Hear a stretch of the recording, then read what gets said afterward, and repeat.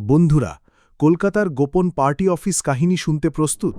এখানে নেতারা আছেন, কিন্তু যেন স্পেশাল লোকেশন মুভিতে শুটিং চলছে।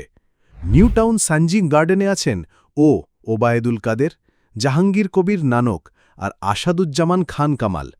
নিউ মার্কেটে তনবীর হাসান, নিজামুদ্দিন হাজারি। পার্ক স্ট্রিটে বাহাউদ্দিন নাসিম। পার্ক সার্কাসে মফাজ্জল হোসেন চৌধুরী মায়া।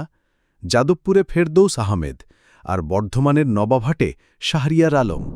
খরচ ভার্চুয়াল প্রচারণায় কম লাগে, কিন্তু শূন্য নয়। নেতারা বলছেন দেশে বিদেশে থাকা শুভাকাঙ্ক্ষীরাই টাকা পাঠাচ্ছেন। কেউ পাচ্ছেন পরিবার থেকে, কেউ সহকর্মীর কাছ থেকে। পঙ্কজ দেবনাথের ভাষায়, ঢাকায় যারা গাড়ি ছাড়া চলতেন না, তারা এখন বাস, ট্রেন, মেট্রো সব ট্রাই করছেন। ফ্ল্যাটে একসাথে থাকা, ট্যাক্সি ভাড়া ভাগাভাগি সবই এখন রুটিন। বাংলাদেশে কবে ফিরবেন প্রশ্নে ওবায়দুল কাদের বলেন, স্পষ্ট, দিনক্ষণ ঠিক করে লড়াই হয় না, কিন্তু লড়াই ছাড়া উপায়ও নেই।